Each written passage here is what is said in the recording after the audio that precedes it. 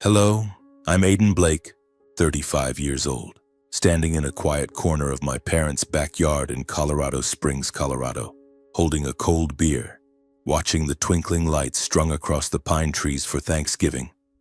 Laughter echoes from the familiar crowd, family, friends, and a few neighbors, gathered around the outdoor dining table.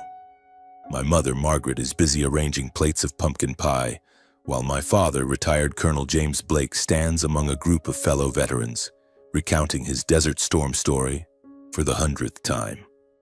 I smile and nod when someone glances my way, but inside I feel like a shadow. No one here knows the truth.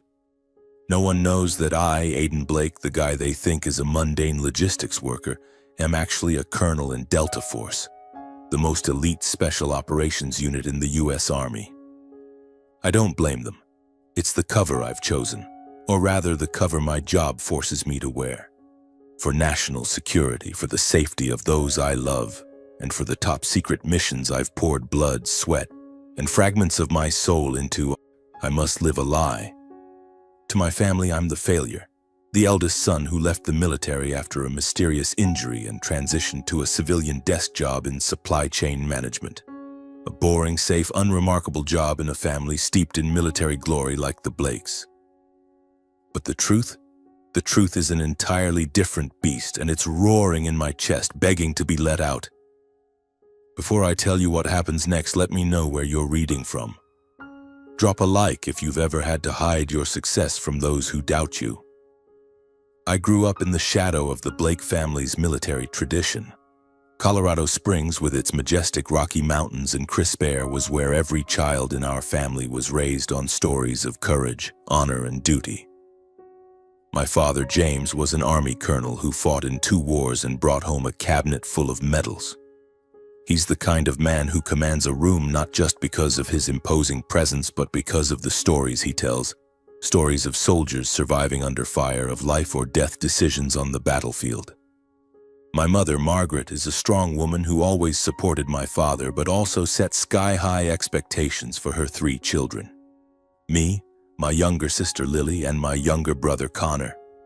As the eldest, I was destined to follow in my father's footsteps.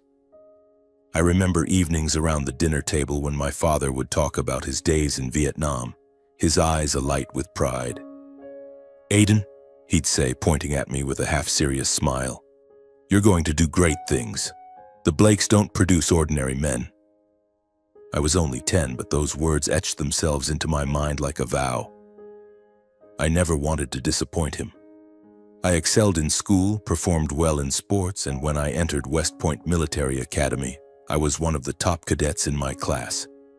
I could run 5 miles with a 40-pound pack without breaking a sweat, shoot a rifle with pinpoint accuracy, and tackle tactical exercises like they were puzzles. But what set me apart, according to my instructors, was my ability to stay calm under pressure.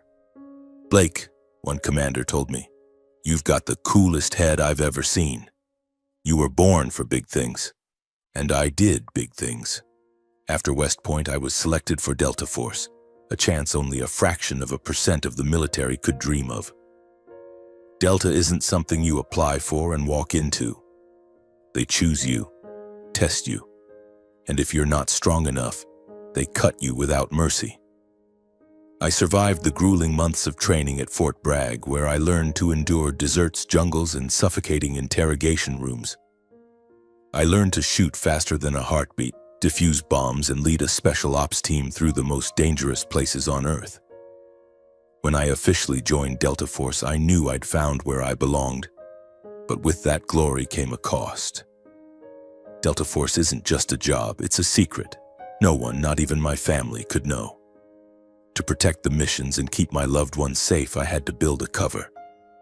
And so, Aiden Blake, the promising West Point graduate, became Aiden Blake, the unremarkable logistics worker who left the military after a vague injury. The cover story was carefully crafted by my superiors. It was vague enough to avoid questions, but boring enough that no one would dig deeper. I take a sip of my beer, looking across the yard where Connor stands, tall and confident in his crisp Marine uniform. My younger brother, 30 years old, was recently promoted to major, and the family is beaming with pride. Connor has always been the star of the Blake family, not because I wasn't good, but because I chose to live in the shadows. Connor doesn't know that. No one does except my unit and a handful of senior officers at the Pentagon. I remember the first time I lied to my family. I was 27, fresh off a mission in Iraq where my team stopped a suicide bombing aimed at a crowded marketplace. We saved hundreds of lives, but I took a shrapnel wound to the shoulder. It was the perfect excuse for my cover. When I returned home, I told my parents I'd been injured in a training accident and decided to leave the military for civilian work. My father looked at me, his eyes full of disappointment. "Aiden," he said, his voice low, "I thought you were stronger than that." Those words cut like a knife. But I couldn't tell the truth. I couldn't say I'd just led a team through an IS-infested area, taken out 3 enemies in a pitch-black night, or received a classified medal in a discreet ceremony at a base in Germany. Instead, I nodded and said, "I'm sorry, Dad. I just want a quiet life." From then on, everything changed. Family gatherings became a silent battle with myself. Whenever my father recounted his military days or Connor eagerly shared his Marine missions, I sat there smiling, nodding, and answering questions about my job with vague responses. "Oh, just warehouse management," I'd say, or shipping logistics, nothing exciting. Each lie was a stone weighing on my chest. I glance at my mother, who's smiling brightly as Connor tells a funny story about boot camp. She's always been the gentlest in the family, but even she can't hide her disappointment in me. "Aiden, are you okay?" she often asks, her voice laced with worry, as if I'm a fragile piece of glass. I always say I'm fine, but her eyes tell me she doesn't believe it. She thinks I gave up on my dreams, that I wasn't strong enough to follow the military path like my father and Connor. Lily, my sister, is the only one who doesn't judge. She's an elementary school teacher, not part of the family's military tradition, but still caught up in its culture of honor. Lily always tries to pull me into conversations, asking about my job, my life, but I know she senses the invisible wall between us. "Aiden, you should talk more about your work," she once said, half joking. "I bet you've got stories more interesting than you let on." I just smiled and changed the subject. The truth is, I do have stories I can't tell. Like the time I led my team through a Syrian village, rescuing 12 hostages from a rebel group. Or the time I interrogated a terrorist leader in a dark bunker, using every psychological skill I'd learned to extract information that saved thousands of lives. Those stories aren't for the family dinner table. They're sealed in classified files, known only to those with the highest clearance. Tonight, that wall feels thicker than ever.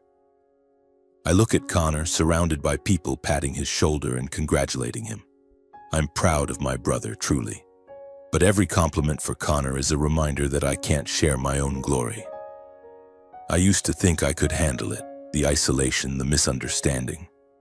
But lately it's started to eat at me. There are nights I lie in bed, staring at the ceiling, wondering if it's worth it. Do the medals hidden in a safe in my apartment mean anything when my family sees me as a failure? I set my beer down and step away from the crowd, letting the cool Colorado Springs air calm the storm in my mind.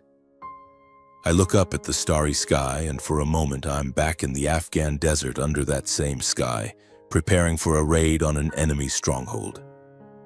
There I'm Colonel Blake, the fearless leader. Here I'm just Aiden, the disappointing older brother. But then from behind I hear my father's voice. "Aiden, what are you doing out here alone?" He steps closer, his sharp eyes studying me as if trying to read something. I smile and shrug. "Just getting some fresh air, Dad." He nods, but I see the doubt in his eyes. "You know," he says, his voice low, "I always hoped you'd find your path. The Blakes don't produce ordinary men." I swallow hard, the weight of the lie heavier than ever. "I know, Dad," I say, my voice hoarse. "I'm trying." But as I turn back to the glow of the party, I know that one day the truth will have to come out. And when it does, I'm not sure if my family will feel proud or betrayed by what I've kept from them. I stand there, in the chill of Colorado Springs, my breath forming faint white clouds in the air. The star-filled sky above reminds me of those long nights in the Syrian desert, where the moonlight was the only guide for my team through dusty, danger-laden paths. I close my eyes, and for a moment I'm no longer in my parents' backyard. I'm in a small village near Raqqa, 2019, leading a 6-man team on a hostage rescue mission. That night, the air was heavy with the smell of gunpowder and sand. We moved like ghosts, slipping silently through narrow alleys where crumbling clay walls hid IS fighters.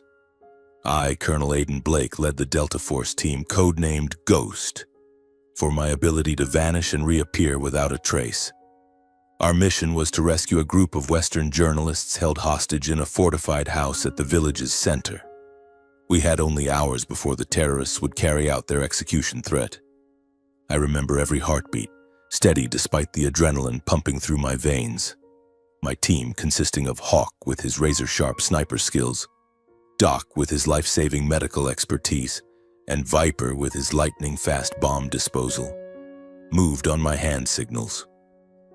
We breached the door, neutralized 4 gunmen in 10 seconds, and found the hostages in a dark basement. One of them, a female journalist, looked at me with tear-filled eyes and whispered, "Thank you." I thought I was going to die. In moments like that, I felt proud of the path I'd chosen. Then Lily's voice pulls me back to reality. She's waving, calling me back to the table. "Aiden, come on. Connor's about to tell a story about his training in Okinawa."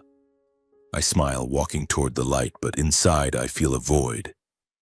Connor's stories, entertaining as they are ones he can share. Me. I can only sit there, listen, and pretend my life is a string of dull office days. Family gatherings like this are always a challenge. I remember one Christmas 2 years ago when my father asked me point blank in front of everyone, "Aiden, what do you actually do at that company? Just sit around counting containers?" His tone carried a hint of mockery, as if he couldn't believe his eldest son had chosen such an ordinary life. I smiled, shrugged, and said, "Something like that, Dad. Steady job, no complaints." In those moments, he'd give me a look of disappointment tinged with disdain. My mother always tries to be sympathetic, but her questions, "Aiden, are you sure you're happy?" only make me feel pitied. Once, while I was helping her wash dishes after dinner, she took my hand and said, "You know, you don't have to compare yourself to Connor. As long as you're living well, I'm happy." Those words, though kind, felt like another knife. She thought I needed comfort, that I was struggling to find meaning in a normal life. I just nodded, smiled, and said, "I'm fine, Mom." But I wasn't fine. I'm tired of living with lies. Connor, my brother, is the hardest to face. He doesn't mean to hurt me, but his enthusiasm, his stories about Marine missions, the medals he proudly displays, makes me feel pushed to the sidelines. Once he clapped me on the shoulder and said, "Aiden, if you want, I can introduce you to some people in military logistics. Maybe you'll find something more exciting." I laughed it off, but inside I wanted to say, "Connor, I'm doing things you can't even imagine." But I couldn't. Not because I don't trust him, but because I know one wrong word could expose my identity, endangering the safety of our entire family. I sit down at the table next to Lily, trying to blend into the festive atmosphere. Connor's telling a story about leading a group of new recruits through an obstacle course. Everyone laughs as he describes one clumsy guy face-planting into the mud. I laugh along, but my mind drifts to another memory. "Aiden, what are you daydreaming about?" My mother's voice pulls me back. I startle, realizing I've been silent too long. "Nothing, Mom," I say with a forced smile. "Just a bit tired." Suddenly, my phone buzzes in my pocket. I glance at the screen. An encrypted number, one that can only be from my unit. My heart beats faster. I stand, excuse myself, and step away from the party into a dark corner of the garden. "Blake here," I say softly when I answer. "Ghost, we have an emergency." General Harper's voice comes through, tense but controlled. "A high-value target just surfaced in Yemen. We need you at the base in 6 hours." I glance over my shoulder, seeing my family still laughing around the table. Connor's raising a glass in a toast and my father's nodding proudly. I want to stay, to savor this rare moment, but duty doesn't wait. Understood, sir, I say, voice low. I'll be there. As I hang up, I feel the familiar rush of adrenaline surge through me. I return to the table, keeping my expression neutral. Mom, Dad, I'm sorry, I say calmly. Something came up at work. I have to go now. My father frowns. In the middle of Thanksgiving? What kind of logistics emergency is that, Aiden? His voice is thick with skepticism, and I see Connor and Lily's eyes turn to me. Just a shipment issue, I say, keeping my tone even though inside I know I'm heading into a mission I might not return from. I'll be back as soon as I can. As I leave the party, climbing into my beat-up old truck, part of my civilian cover, I feel the shadow of Aiden Blake, the logistics worker, weighing on me. But as I drive toward the base, I know Ghost is taking over, ready to face whatever challenge awaits. 3 weeks after General Harper's urgent call, I return from Yemen, my body exhausted but my mind still sharp. The mission was a race against time. A high-ranking terrorist leader known as Black Hawk had surfaced in a secret desert base. My team was tasked with capturing him alive to extract intelligence about a series of impending attacks. We infiltrated the base under cover of darkness, moving through claustrophobic corridors rigged with traps and guarded by sentries. I still remember the moment I faced Black Hawk, his steel-cold eyes and a smug smile on his lips. "You'll never break my network," he said. But I proved him wrong. We captured him, extracted the intel, and stopped a bombing that could have killed hundreds in a European city. But as I sit on the military flight back to the US, I don't feel victorious. I just feel drained. Not because of the mission, I'm used to those challenges, but because of the cost of silence. When the plane lands at Andrews Air Force Base, I stow my combat gear, slip back into a plain button-up shirt and jeans, and become Aiden Blake, logistics worker. I wonder how many more times I can keep living these two lives. 4 years later today, I'm driving to Camp Pendleton, California for Connor's promotion ceremony. My younger brother has just been promoted to Major, a major milestone in his Marine Corps career. My family has flown in from Colorado Springs, and I know they expect me to be there, even if just as Aiden, the logistics brother. I drive along the coastal roads, the bright California sun streaming through the window, but my mind is stuck on memories of Yemen and the countless times I've faced my father's disappointed gaze. Camp Pendleton is a world of discipline and honor. As I step into the ceremony area, I see rows of Marines standing ramrod straight in their crisp dress uniforms, American and Marine Corps flags snapping in the breeze. The crowd, families, friends, and senior officers, gathers around the main stage where Connor and other officers will be honored. I choose a spot in the back, near a row of palm trees, trying to blend into the crowd. I'm wearing a navy polo and khakis, the perfect image of a harmless civilian. My family is seated in the front row, a few meters away. My father, in a gray suit, sits with his back straight, his proud gaze fixed on the stage. My mother, in an elegant floral dress, clutches a handkerchief, clearly emotional. Lily, sitting beside her, scans the crowd, probably looking for me. I give a small wave when she spots me and she smiles, but I know I can't join them just yet. I need to keep my distance, not just to maintain my cover, but to protect myself from questions I can't answer. The ceremony begins with a trumpet fanfare, followed by a speech from a Marine Corps colonel. I listen, but my mind wanders. I think of the secret ceremonies I've attended, windowless rooms where I was awarded medals for missions no one outside my unit knows about. Those ceremonies had no audience, no family, just quiet handshakes and whispered, "Good work, Blake." I wonder if Connor realizes how lucky he is to stand in the spotlight, his moment of glory witnessed by family and friends.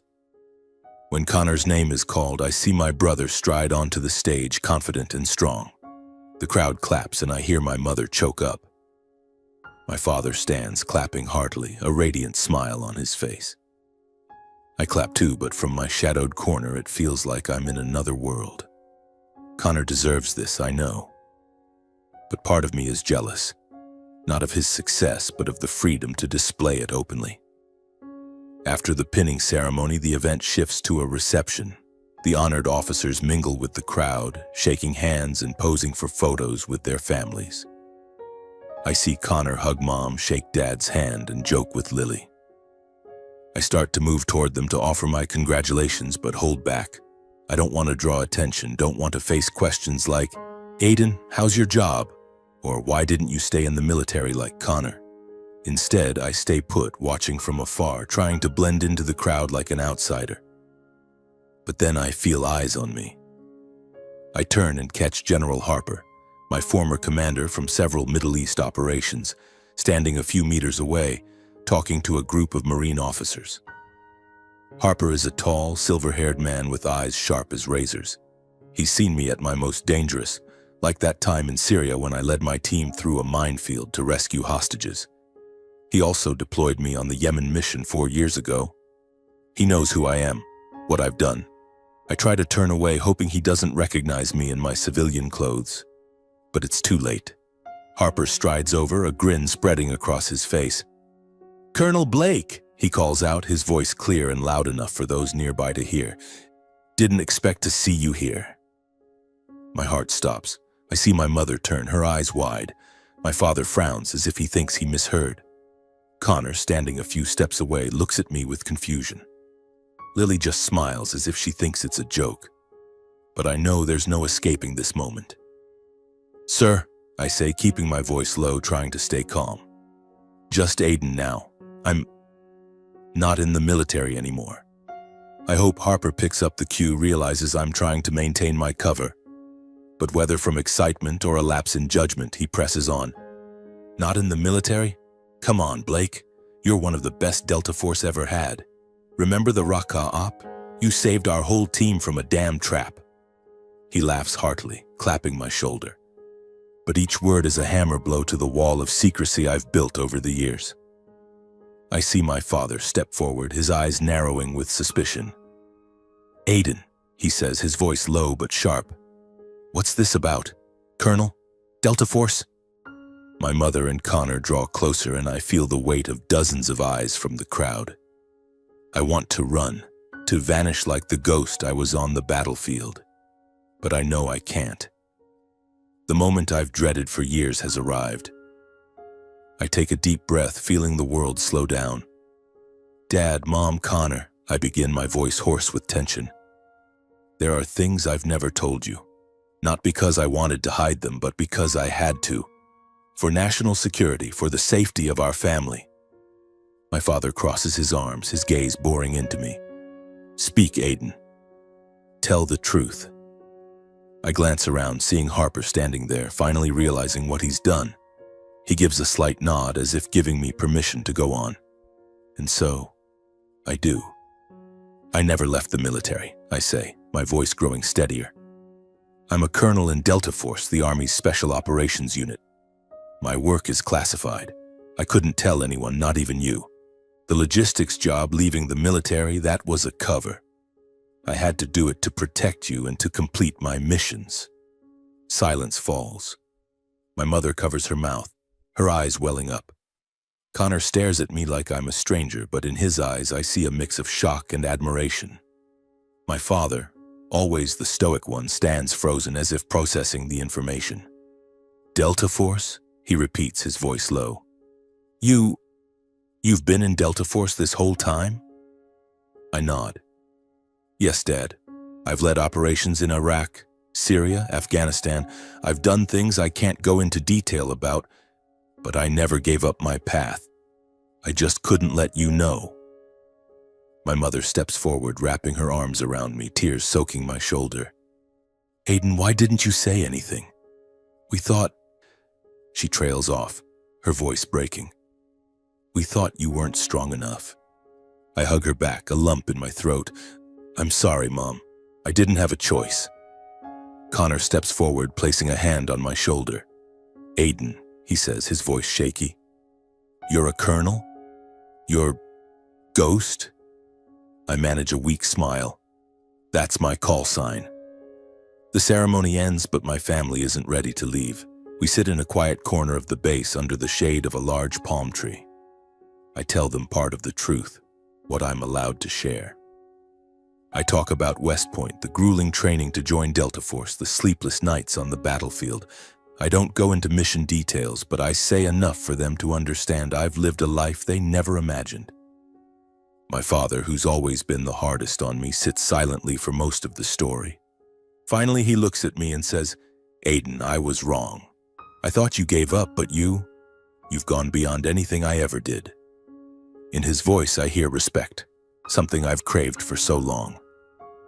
Connor, as a fellow serviceman, peppers me with questions about Delta Force, about missions, about how I kept it secret for so long. I answer what I can, and for the first time, I feel a real connection with my brother. Lily, as always, just smiles and says, "I knew it, Aiden. I always knew you weren't ordinary." As we leave Camp Pendleton, I feel a weight lifted. But I also know this truth will change everything. My family will see me differently, but I'll still have to live with secrets I can't share. And deep down, I fear that this moment, though liberating, might bring consequences I haven't yet foreseen.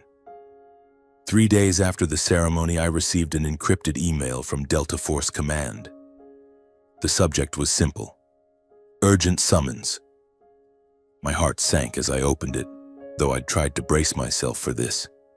The message called me to a meeting at Fort Bragg with a brief note regarding breach of security protocols.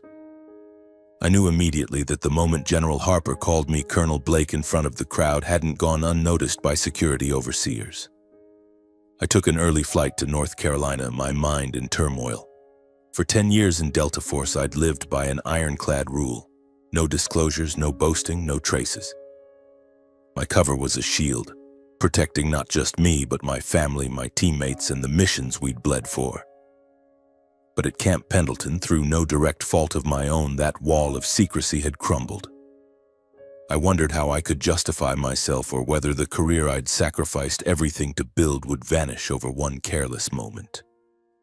At Fort Bragg, I entered a cold, windowless meeting room with a long table and 3 senior officers seated across from me. Colonel Marcus Reed, head of Delta Force's security division, fixed me with a razor-sharp gaze. Beside him were 2 other officers, one from the Pentagon, the other from military intelligence. The air in the room was heavy, like I was walking into a courtroom. "Colonel Blake," Reed began, his voice cold but controlled, "you know why you're here. The incident at Camp Pendleton was reported. A Marine officer present at the ceremony overheard your conversation with General Harper, and that information reached us. You confirmed your identity to civilians, including your family. This is a serious violation of Delta Force security protocols." I sat up straight, trying to keep my face calm, but inside I felt like I was being suffocated. "Sir," I said, my voice steady, "I didn't intend to disclose anything. General Harper inadvertently addressed me by my rank in front of my family. I only confirmed the truth to manage the situation and prevent further suspicion." Reed frowned, flipping through a file in front of him. "You know there's no room for inadvertent in our work, Blake. Delta Force exists in the shadows. One wrong word can endanger operations, your teammates, and yourself." I nodded, not arguing. I knew he was right. In Delta Force's world, there's no margin for error. But I also knew the truth's exposure wasn't entirely my fault. I wanted to mention Harper's role, but wasn't one to shift blame. Instead, I said, "Sir, I understand the gravity of the situation. I'm prepared to accept any consequences." The Pentagon officer, a woman with piercing eyes, spoke up. "Colonel Blake, your record is impressive. Raqqa, Baghdad, Yemen. You've saved hundreds of lives and stopped major threats. But that doesn't exempt you from accountability. We've discussed suspension or even termination from Delta Force." Her words hit like a punch to the chest. Delta Force wasn't just my job, it was my essence, where I found meaning in a chaotic world. Losing it would be like losing a piece of my soul. I bowed my head, struggling to keep my voice steady. "I understand, ma'am. I only ask that you consider the circumstances and my past contributions." The meeting paused for deliberation, and I was asked to wait in the hallway. I sat on a hard plastic chair, staring at the floor, my mind racing with worst-case scenarios. I thought of my family, the proud look in my father's eyes at Pendleton, my mother's embrace, Connor's smile when he called me Ghost. Were those moments worth risking my career? The door opened and I startled when General Harper walked in. He was in full dress uniform, his face stern but not harsh. "Blake," he said, his voice low. "Come with me." We stepped into a small office nearby and he closed the door. "Aiden," he said, using my first name for the first time in years. "I heard about the meeting. I know I caused this. I was careless at Pendleton, and I won't let you take the full fall." I shook my head, trying to protest. "Sir, it wasn't your fault. I confirmed the truth to my family. I could have handled it better." Harper raised a hand, signaling me to stop. "You're one of the best soldiers I've ever commanded, Blake." I spoke to Reed and the others. I reminded them of what you've done. Raqqa, Yemen, and that op in Afghanistan where you saved my entire team from an ambush. They can't overlook your value. A flicker of hope sparked, but I remained cautious. "What did they say, sir?" Harper gave a faint smile. "They agreed to lessen the punishment. You'll be suspended for 2 months, no operations, and you'll need to complete additional security training. But you're staying with Delta Force. Your record is too strong for them to cut you over an unintentional mistake." I exhaled, feeling like a boulder had been lifted from my chest. "Thank you, sir," I said, my voice hoarse with emotion. "I don't know what to say." "Don't say anything," Harper replied. "Just keep doing what you do best. But next time I slip up, punch me, all right?" He chuckled, and I couldn't help but smile back. Leaving Fort Bragg, I felt both relief and weight. 2 months of suspension wasn't ideal, but compared to losing my career, it was a small price. I knew I'd been lucky, not just because of Harper's intervention, but because of the record I'd built over the years. Yet I also knew the Pendleton incident had changed everything, not just with my family, but within myself. On the flight back to Colorado Springs, I reflected on what had happened. I'd lived in the shadows too long, and though the truth's exposure was an accident, it gave me something I'd never had: my family's recognition. But I also realized I couldn't let myself get caught in moments like that again. Delta Force is where I belong, and to stay there I must continue living with secrets, even if it means keeping distance from those I love. 7 years have passed since that fateful ceremony at Camp Pendleton. And now, at 42, I'm no longer the ghost, silently leading teams through smoke-filled battlefields. I've transitioned to a command role, strategizing for Delta Force from a safer office at Fort Bragg. My work now involves analyzing intelligence, coordinating covert operations, and training the next generation of elite soldiers. But though my role has changed, the responsibility remains as heavy as ever. And today, as I prepare for my promotion ceremony to Major General, a milestone I never dared dream of, I know my family will finally see me in the light. Not as Aiden Blake, the logistics worker, but as Major General Aiden Blake, a soldier of honor. 7 years ago, when my true identity was exposed at Pendleton, I thought it was the beginning of the end. 2 months of suspension, additional security training, and scrutinizing looks from my superiors made me question whether I still had a place in Delta Force. But General Harper, with his timely intervention, pulled me back from the brink. And I, determined not to let that mistake define me, continued to prove my worth through every mission, every plan, every life or death decision. Over the years, I've shifted from the battlefield to the desk, not because I lost my fire, but because Delta Force needed my mind more than my gun. I became the architect of major operations like dismantling a terrorist funding network in East Africa, or rescuing a group of diplomats in Mali. These missions no longer required me to dive into the line of fire, but they still brought that familiar adrenaline rush. The feeling of knowing each decision could save or cost hundreds of lives. This shift also brought an unexpected benefit. I could be safer in sharing some truth with my family. With no more direct involvement in covert operations, the risks of them knowing my role diminished significantly. Delta Force still required me to keep details classified, but my status as a senior officer was no longer a secret to guard absolutely. And that opened a new chapter in my relationship with my family. After the Pendleton incident, my family's view of me transformed. My father, retired Colonel James Blake, once my harshest critic, became my proudest supporter.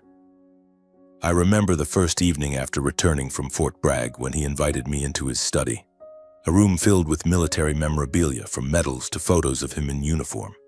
He sat down, poured 2 glasses of whiskey and said, "Aiden, I was wrong about you. I thought you gave up, but you've done things I never dared dream of."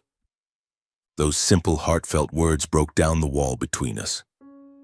From then on, he started asking about my work, not specific details, as he understood Delta Force's rules.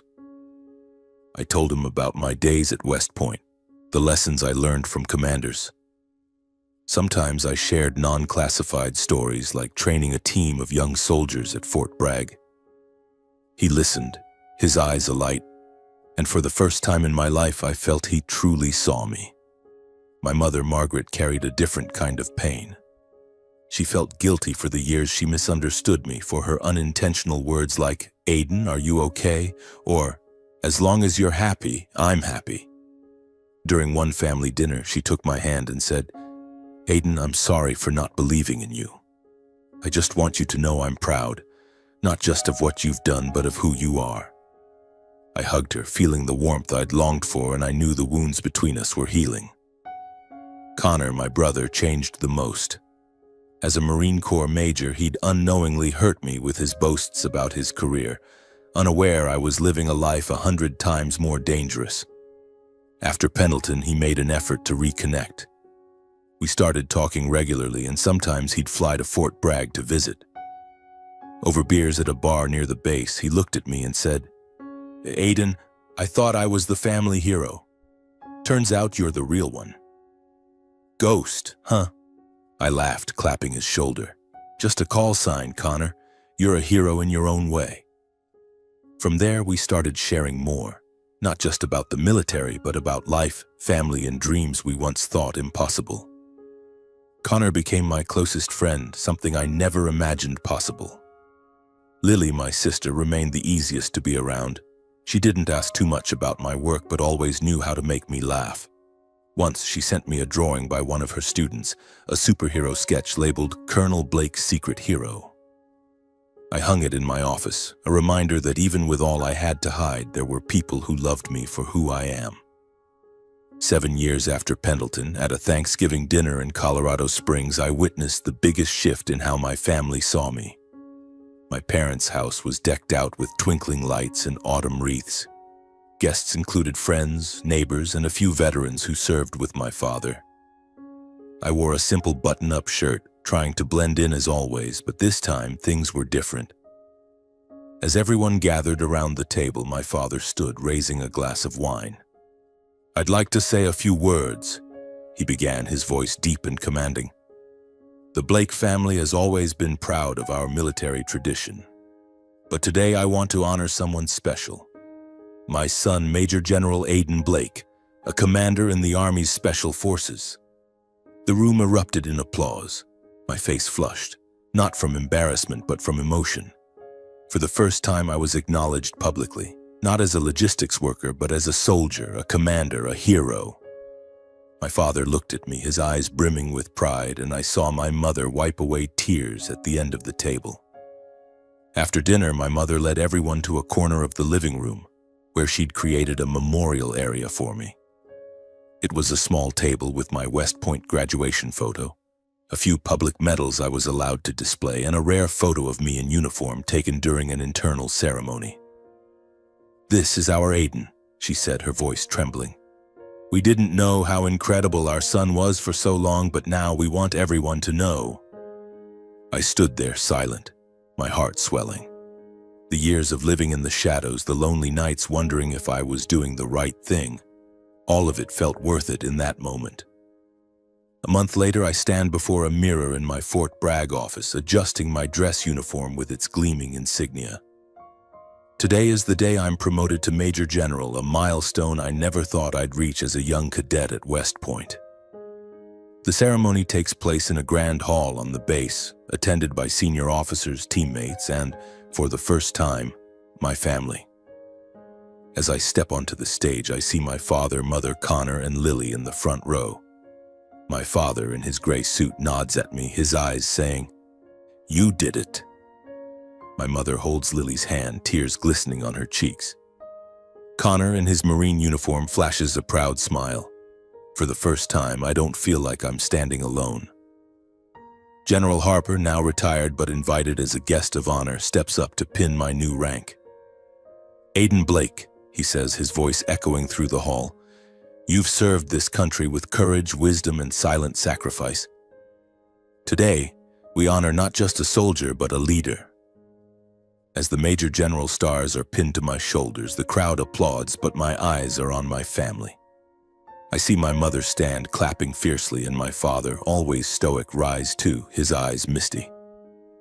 Connor lets out a whistle and Lily beams.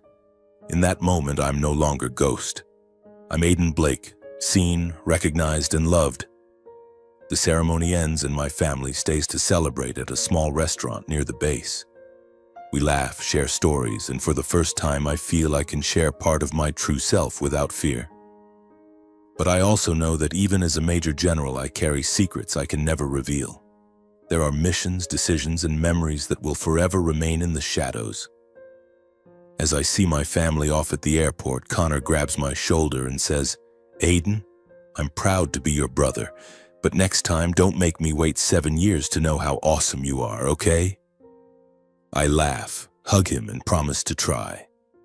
On the drive back, I reflect on my journey. From a young man burdened by family expectations, to a ghost living in secrecy, to a Major General recognized by those I love. I've learned that honor isn't just in medals or ranks, but in the moments I stand with the people I love, knowing they see me, truly see me. Sitting in my small office at Fort Bragg, with a family photo on my desk and the secret hero drawing from Lily's student hanging on the wall, I feel a rare sense of calm. At 42, I've walked through scorching deserts, smoke-filled alleys, and cold conference rooms where the fates of hundreds were decided with a nod of my head. But above all, I've journeyed inward, from a son burdened by family tradition to a soldier living in the shadows, to a man who's found balance between duty and kinship. My work with Delta Force, though now behind a desk, remains a world of secrets. There are nights I stay up poring over intelligence reports about a new threat in the Middle East, or approving plans for operations that I know will put my young teammates in harm's way. Those secrets, the details of missions, names, locations, will always be part of me, like the scars on my body and soul. But what I've learned through all those years is that silent sacrifice defines me not just as a soldier, but as a person. I think of the other Delta Force soldiers still out there, the nameless, faceless ghosts whose families and friends will never know their deeds. They are the true heroes, carrying the weight of silence to protect a world that often doesn't know they exist. My story, though eventually acknowledged by my family, is a rare exception. For many others, the light of recognition will never come, and I carry a deep respect for them. The Major General promotion ceremony changed everything, but not in the way I once feared. I worried that my family knowing the truth would distance them or lead to demands for details I couldn't share. Instead, they learned to respect my boundaries. My father, once my harshest critic, now calls weekly, asking about simple things like my health or weekend plans rather than probing into my work. Sitting in my office, looking out the window where sunlight filters through the trees at Fort Bragg, I reflect on the true meaning of my journey. Honor to me isn't in the medals or ranks, though they testify to what I've done. Honor lies in the moments I can protect those I love, whether on the battlefield or in their hearts. It's in standing tall, knowing I've fulfilled my duty even when no one else knows. My story is one of silent sacrifice, not just mine, but that of all the soldiers who live in the shadows to keep the world safe. I think of fallen teammates, those who never got to tell their stories, and I feel a responsibility to live well, not just for myself but for them. The recognition from my family is a precious gift, but I know the true value of my work lies not in the spotlight, but in the lives saved, the threats stopped, and the moments of peace the world gains through our silence. Now, as I prepare for another day as a Major General, I feel I've found the balance I once thought impossible. I'm still part of Delta Force, still carrying secrets I'll never share. But I no longer feel alone. My family, though not privy to every detail, has become my emotional anchor.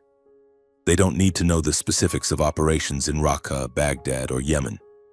They just need to know I'm Aiden, their son, brother, and a soldier who chose his path. I stand, adjust my uniform, and step out of the office. Today, I'll meet a team of young soldiers to discuss an upcoming operation. I'll pass on not just skills, but the spirit of a Delta soldier, the spirit of sacrifice, courage, and silence. And when I return home this weekend, I'll sit with my family, laugh, and savor moments I once thought I didn't deserve. My life, though still touched by shadows, is now illuminated by the love and recognition of those I hold dear. And that, to me, is the true meaning of being seen.